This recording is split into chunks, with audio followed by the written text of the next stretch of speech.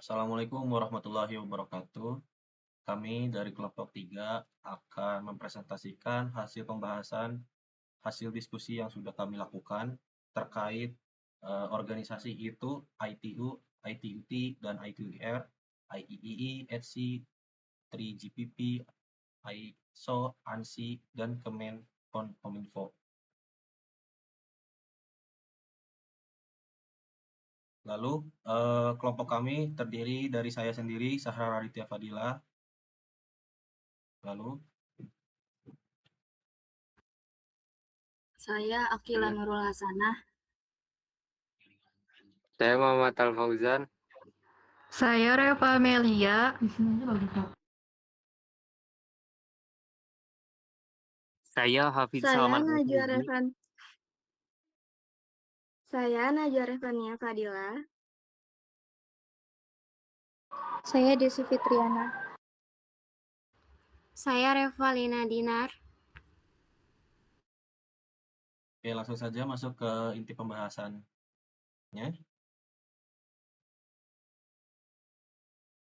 Yang pertama ada ITU atau International Telecommunication Union yang merupakan badan khusus di bawah naungan United Nations yang bertanggung jawab dalam pengaturan dan harmonisasi sistem telekomunikasi global. ITU sendiri berperan untuk memastikan bahwa jaringan komunikasi antar negara dapat beroperasi. Lalu ITU sendiri terbagi menjadi dua, yaitu ITUT dan ITUR.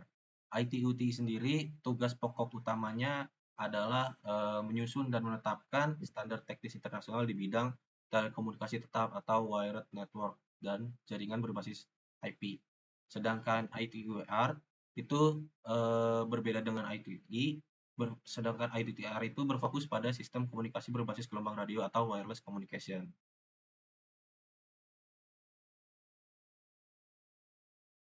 Fungsi utama dari ITUT sendiri yang pertama adalah menjamin interoperabilitas antar perangkat multivendor. Lalu yang kedua adalah menstandarisasi protokol komunikasi dan arsitektur jaringan. Yang ketiga adalah menetapkan parameter teknis seperti bitrate, latensi, QoS, quality of service, dan reliability.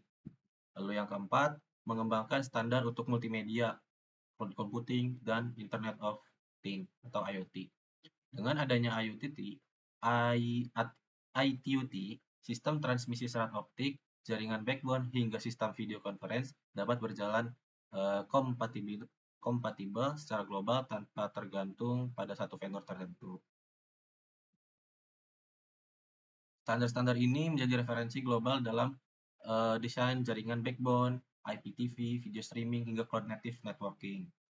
Produk utama dari ITUT sendiri yang pertama ada seri G, yaitu standar sistem transmisi dan serat optik seperti G.652 untuk karakteristik fiber single mode, yaitu untuk mengatur attenuation dan chromatic dispersion. Lalu yang kedua ada produk seri H, adalah standar video coding seperti H264 dan H265 yang mengatur kompresi video dengan efisiensi bitrate tinggi. Lalu yang ketiga adalah seri Y, yaitu standar arsitektur Next Generation Network atau disingkat NGN, IoT Framework, dan Network Virtualization. Lalu sejauh mana sih wewenang organisasi tersebut? Standarnya bersifat recommendation, artinya tidak mengikat secara hukum internasional.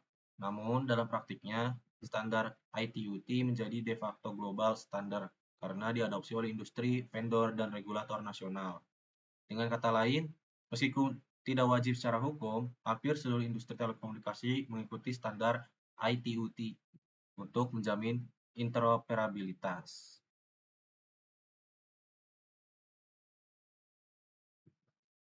Selanjutnya ada ITUR atau International Telecommunication Union Radio Communication Sector. Adalah sektor dalam ITU yang bertugas mengelola spektrum frekuensi radio dan orbit satelit internasional, serta mengembangkan standar teknis radio komunikasi global. Tugas pokok dan fungsinya yaitu mengalokasikan pita spektrum frekuensi radio internasional, mendaftarkan frekuensi dan posisi orbit satelit agar tidak terjadi interferensi antar negara, lalu mengembangkan standar teknis sistem radiokomunikasi global, lalu memastikan penggunaan spektrum dan rasional, adil, dan efisien, lalu menyelenggarakan World Radio Communication Conference tiap 3-4 tahun sekali. Next. Produk standarisasinya yaitu Radio Regulation adalah aturan hukum internasional penggunaan spektrum dan orbit satelit. Lalu ITUR Recommendation, standar teknis radiokomunikasi. Lalu ITUR Reports adalah laporan teknis hasil kajian study group. Lalu Handbooks adalah paduan teknis implementasi untuk berbagai layanan radio. Next. Wewenangnya yaitu mengikat secara internasional bagi seluruh negara anggota, yaitu 193 negara. Lalu Radio Regulation adalah instrumen hukum resmi yang wajib dipatuhi. Lalu berwenang mengatur alokasi spektrum untuk layanan mobil, satelit, broadcasting, radio navigasi, dan lain-lain. Batas wewenangnya yaitu tidak seperti lembaga pemerintah, kepatuhan bergantung pada komitmen negara anggota. ITUR tidak memiliki mekanisme sanksi langsung. Nah, apakah kita dapat bergabung ke organisasi tersebut? Iya, namun tergantung pada status keanggotaannya. Indonesia sendiri merupakan member state melalui Kementerian Komunikasi dan Informatika Republik Indonesia, yaitu Kominfo. Selain member state, ITU membuka beberapa kategori keanggotaan. Pertama, sektor member terbuka bagi perusahaan, institusi riset, dan universitas memiliki hak untuk berpartisipasi dalam study group dan proses penyusunan standar. Yang kedua, asosiat, partisipasi terbatas pada kelompok studi tertentu. Yang ketiga, academic member, khusus untuk universitas dan institusi pendidikan. Biaya lebih rendah dan memperoleh akses ke dokumen teknis serta forum diskusi.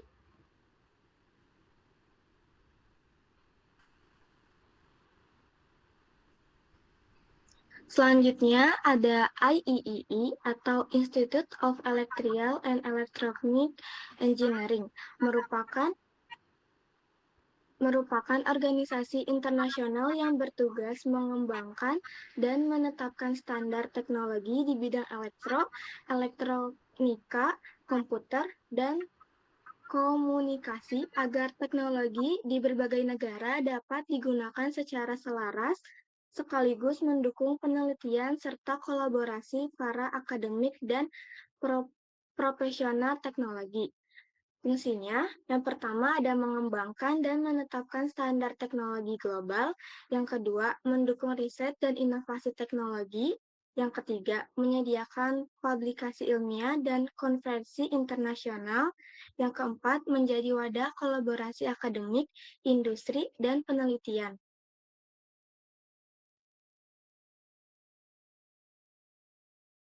Selanjutnya, pokok standarisasi. Yang pertama ada IEE 802,3 standar ECTAN atau LAN kabel. Yang kedua ada IEE 802.11 standar Wi-Fi. Yang ketiga ada IEE 802.15 Bluetooth dan WPAM. Yang keempat ada standar Smart Grid and sistem tenaga listrik. Yang kelima ada standar perangkat lunak dan rekayasa sistem. Wewenang IEP sendiri, global dan teknis, bukan regulasi hukum. Yang kedua, standarnya digunakan secara luas oleh industri teknologi di seluruh dunia.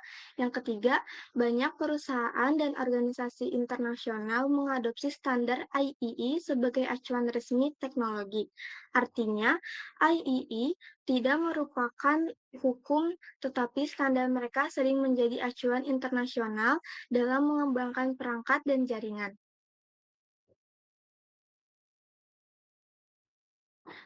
Apakah kita dapat bergabung dengan IEE ini? Ya, kita dapat bergabung dengan Institute of Electrical and Electronics Engineering karena organisasi ini terbuka bagi mahasiswa maupun profesional di bidang teknologi. Proses pendaftarannya dilakukan secara daring melalui situs resmi IEE dengan membuat akun, memilih jenis keanggotaan yang sesuai, lalu menyediakan pembayaran iuran tahunan. Setelah terdaftar, anggota dapat mengikuti berbagai kegiatan, mengakses seluruh pembelajaran, serta memperluas jaringan profesional di tingkat internasional.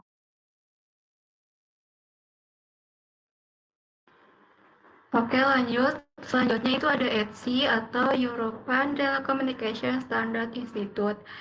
Itu merupakan lembaga yang menyusun standar teknis di bidang telekomunikasi dan teknologi informasi. Untuk tugas pokoknya yang pertama itu ada mengembangkan standar agar perangkat dan jaringan dapat saling terhubung. Yang kedua, menjamin sistem komunikasi berjalan aman dan efisien.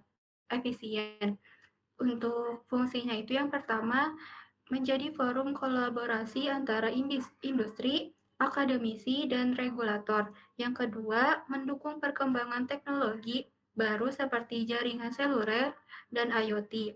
Yang ketiga, menyediakan acuan teknis yang digunakan secara luas di tingkat internasional. Untuk bentuk standarisasi ETSI yang pertama itu ada EN atau European Standard, itu standar resmi yang berkaitan dengan regulasi di Eropa. Yang kedua ada ETSI standar, yaitu standar teknis untuk implementasi industri. Yang ketiga ada technical specification, itu spesifikasi teknik yang lebih rinci. Yang keempat ada technical report, itu laporan hasil kajian atau studi teknis. Yang kelima ada ETSI Guide, itu panduan untuk penerapan standar. Selanjutnya ada special report, itu laporan khusus yang bersifat informatif. Yang terakhir ada group specification, itu spesifikasi yang dikembangkan kelompok industri tertentu. Untuk wewenang ETSI itu yang pertama, ETSI memiliki wewenang dalam penyusunan dan penetapan standar teknis. Yang kedua, beberapa standar menjadi dasar regulasi teknis di kawasan Eropa. Yang ketiga, ETSI berpengaruh kuat dalam industri telekomunikasi global. Yang terakhir, ETSI bukan lembaga pemerintah dan tidak memiliki kewenangan memberi sanksi atau mengatur izin operasional. Untuk keanggotaan ETSI itu, kita dapat bergabung ke ETSI karena keanggotaannya itu bersifat terbuka dan internasional. Organisasi dari beberapa negara termasuk di luar Eropa dapat menjadi bagian dari ETSI selama memenuhi persyaratan yang ditetapkan. Namun keanggotaan ETSI tidak ditujukan untuk individu secara pribadi, melainkan untuk badan hukum seperti perusahaan, universitas, lembaga penelitian, atau instansi pemerintah. Untuk bergabung, institusi tersebut harus mengajukan pendaftaran secara resmi, melengkapi dokumen yang diperlukan, serta mengikuti ketentuan administratif yang berlaku.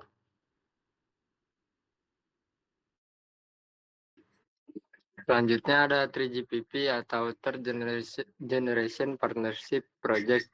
Adalah organisasi internasional yang bertugas mengembangkan standar teknologi komunikasi seluler. Standar yang dibuat 3GPP dipakai secara global oleh operator, vendor, dan produsen perangkat. Tugas pokok dari 3GPP yang pertama adalah mengembangkan dan memelihara standar sistem komunikasi seluler. Yang kedua, menjamin interoperabilitas antar perangkat dan jaringan. Yang ketiga, mengikuti perkembangan teknologi dari 3G hingga 5G, dan seterusnya. Yang keempat, menyediakan spesifikasi teknis yang terbuka dan dapat diadopsi secara global. Adapun fungsi utama dari 3GPP yang pertama, standarisasi jaringan inti atau core network. Yang kedua adalah standarisasi akses radio. Yang ketiga, standarisasi keamanan dan manajemen jaringan. Untuk produk standarisasi 3GPP tidak menjual produk fisik, melainkan menghasilkan dokumen standar teknis yang menjadi acuan pengembangan teknologi seluler di seluruh dunia. Standar yang dihasilkan mencakup teknologi 3G seperti UMTS dan HSPA, 4G melalui LTE dan LTI Advanced, hingga 5G dengan 5G New Radio dan 5G Core. Selain itu, 3GPP juga menyusun spesifikasi untuk IMS atau IP Multimedia Subsystem, layanan VoLTE LTE dan VoNR untuk komunikasi suara, serta spesifikasi keamanan jaringan seluler guna memastikan sistem komunikasi berjalan aman, andal, dan saling kompatibel. Untuk wewenang 3GPP memiliki wewenang teknis, bukan wewenang hukum. Artinya, 3GPP berperan dalam menetapkan standar teknis internasional untuk sistem komunikasi seluler agar dapat digunakan secara global dan saling kompatibel. Namun, 3GPP tidak membuat regulasi atau aturan hukum, serta tidak memiliki kekuatan untuk memaksa negara, regulator, maupun operator telekomunikasi untuk menerapkan standar tersebut. Penerapan standar 3GPP sepenuhnya bergantung pada keputusan masing-masing pihak terkait. Untuk keanggotaan 3GPP hanya melalui organisasi resmi, bukan individu. Anggotanya meliputi organisasional partner seperti ETSI atau organisasi standar regional lainnya, serta organisasi seperti operator seluler, vendor telekomunikasi, produsen perangkat, dan lembaga riset. Apakah bisa bergabung? Mahasiswa atau individu tidak dapat menjadi anggota langsung, namun tetap dapat mengakses dokumen standar 3GPP secara publik untuk pembelajaran dan penelitian. Oke, selanjutnya adalah ISO atau International Organization for Standardization, adalah organisasi internasional yang menyusun dan juga menerbitkan standar internasional untuk meningkatkan kualitas dan keamanan pada barang dan jasa untuk memfasilitasi perusahaan menjalin bisnis antar negara. Adapun tugas pokok dan fungsi dari ISO tersendiri yaitu menetapkan standar internasional atau standarisasi, lalu juga menjamin kualitas dan keamanan, meningkatkan efisiensi operasional, memfasilitasi untuk perdagangan global, juga pengembangan standar lintas sektor. Next. Nah, adapun produk standarisasi dari ISO tersendiri yaitu ada ISO standards, lalu ada deliverables lainnya yaitu ISO TS atau Technical Specification, lalu ada Technical Reports, Publicly Available Specification, lalu ada International Workshop Agreements, dan juga ada ISO Guides. Nah, standar ISO by sektor ada kurang lebih 12 sektor dari standar ISO utama, yaitu ada agrikultur atau food, ada construction, ada energy, ada environment, ada healthcare, ada information technology, ada manufacturing, material, service, safety security, transport, dan juga water. Adapun contoh dari sertifikasi by standar by sektornya itu ada seperti ISO 9001 yaitu tentang manajemen mutu, lalu juga ada ISO 24001 yaitu tentang manajemen lingkungan, lalu ada ISO 2201 yaitu mengenai manajemen pangan. Selanjutnya ada wewenang yang digunakan oleh ISO, yaitu ada penetapan standar, pengakuan sertifikasi, perumusan pedoman, yakni ISO ini bisa untuk menetapkan standar internasional melalui proses technical commit dan juga voting, lalu nanti akan dipublikasikan seperti itu. Selanjutnya ada keanggotaan dan cara bergabung. Di ISO ini, individu atau perusahaan tidak bisa menjadi anggota ISO secara langsung karena keanggotaannya hanya terbuka untuk badan standar nasional. Jadi satu negara hanya diwakili satu wakil. Nah, untuk di Indonesia sendiri itu ada dari BSN atau Badan Standar Nasional.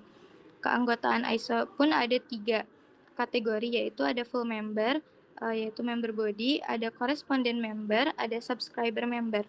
Full member ini memiliki hak atas voting, dan juga kalau correspondent member ini itu hanya mengikuti perkembangan tapi tanpa hak suara atau tanpa voting. Lalu ada subscriber member ini mempunyai akses yang terbatas.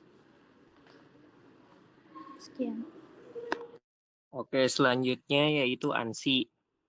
ANSI itu adalah kepanjangan dari American National Standard Institute, merupakan lembaga standarisasi nasional di Amerika Serikat yang berperan dalam mengoordinasikan dan mengesahkan standar di berbagai bidang industri dan teknologi.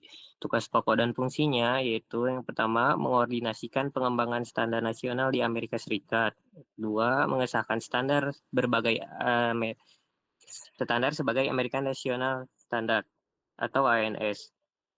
Yang ketiga, mengakreditasi orientasi penyusun standar. Yang keempat, mengawasi proses penyusunan standar agar transparan dan berbasis konsensus. Yang terakhir, yaitu mewakili Amerika Serikat dalam kerjasama standarisasi internasional. Jadi, ANSI itu berperan sebagai koordinator dan pengasas standar nasional di Amerika Serikat serta memiliki keterlibatan dalam kerjasama standarisasi internasional. Next. Selanjutnya, produk standarisasi dari ANSI. Yang pertama ada standar teknologi informasi, contohnya seperti ANSI C, bahasa pemrograman C. Yang kedua ada standar telekomunikasi, selanjutnya ada standar keselamatan kerja dan alat pelindung, standar konstruksi dan bangunan, standar manufaktur dan industri, dan standar energi dan lingkungan. Intinya, ANSI itu mengesahkan berbagai standar di berbagai sektor penting untuk menjamin kualitas keamanan dan keseragaman. Next.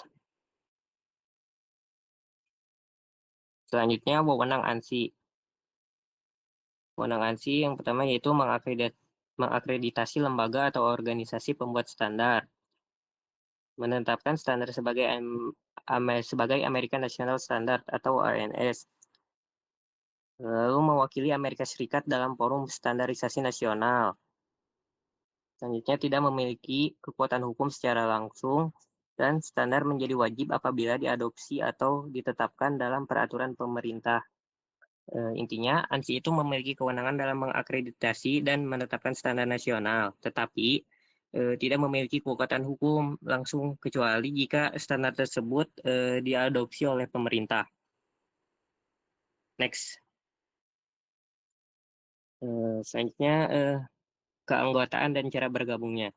Keanggotaan ANSI terbuka bagi institusi atau organisasi seperti perusahaan, lembaga pendidikan, asosiasi, dan instansi pemerintah. Keanggotaan tidak diperuntukkan bagi perorangan secara langsung, melainkan melalui lembaga resmi. Cara bergabungnya yaitu mengajukan permohonan keanggotaan melalui situs resmi ANSI, memilih kategori keanggotaan sesuai dengan jenis organisasi, mengisi dan melengkapi formulir pendaftaran, membayar biaya keanggotaan sesuai ketentuan yang berlaku, dan setelah disetujui, anggota dapat berpartisipasi dalam kegiatan dan komite standarisasi. ANSI itu dapat diikuti oleh lembaga resmi melalui proses pendaftaran dan keanggotaan yang telah ditetapkan. Next. Selanjutnya ada Kemenkomdigi, yaitu Kementerian Komunikasi dan Digital, yang merupakan lembaga pemerintahan Indonesia yang bertanggung jawab di bidang komunikasi, informatika, dan digital. Adapun tugas pokok dan fungsinya, yang pertama, mengatur dan mengawasi telekomunikasi dan internet di Indonesia. Yang kedua, mengawasi dan memblokir konten ilegal. Yang ketiga, mendukung percepatan transformasi digital 4G ataupun 5G. Yang keempat, koordinasi pelaksanaan tugas, pembinaan, dan pemberian dukungan administrasi. Yang kelima, pengelolaan ruang digital dan infrastruktur. digital nasional. Yang keenam, penyelenggaraan tata kelola data dan keamanan cyber bersama BSSN. Selanjutnya ada produk standarisasi atau regulasi. Yang pertama, sertifikasi perangkat atau postel. Setiap perangkat telekomunikasi seperti HP, laptop, dan router yang dijual di Indonesia harus lulus uji sertifikasi SDPPI. Yang kedua ada standar teknis atau ST, menetapkan spesifikasi teknis untuk alat dan perangkat telekomunikasi agar tidak saling mengganggu frekuensi. Yang ketiga ada regulasi penyelenggaraan, standar kualitas layanan QoS untuk operator seluler dan penyedia layanan internet ISP. Selanjutnya ada wewenang. Yang pertama, pengaturan spektrum frekuensi radio, mengatur siapa saja yang boleh menggunakan frekuensi seperti jalur 4G atau 5G. Yang kedua, pemutus akses atau takedown, berwenang memblokir situs web atau konten digital yang melanggar hukum seperti judi online, pornografi, dan hoax. Yang ketiga ada pemberian izin, mengeluarkan izin penyelenggaraan penyiaran pos dan telekomunikasi. Cara bergabung dengan Kemenkomdigi yaitu bergabung di Kemenkomdigi melalui jalur resmi seperti seleksi CPNS atau pegawai negeri sipil. Lalu yang kedua ada rekrutmen pegawai pemerintahan atau tenaga profesional sesuai kebutuhan. Yang ketiga melalui program magang atau internship atau mengikuti beasiswa dari Kemenkomdigi seperti Digital Talent Scholarship. Yang keempat, bergabung dalam forum diskusi publik saat penyusunan kebijakan atau mengikuti program literasi digital atau siberkreasi. Sekian pembahasan dari kelompok kami. Mohon maaf apabila ada kekurangan kata ataupun kesalahan kata. Wassalamualaikum warahmatullahi wabarakatuh.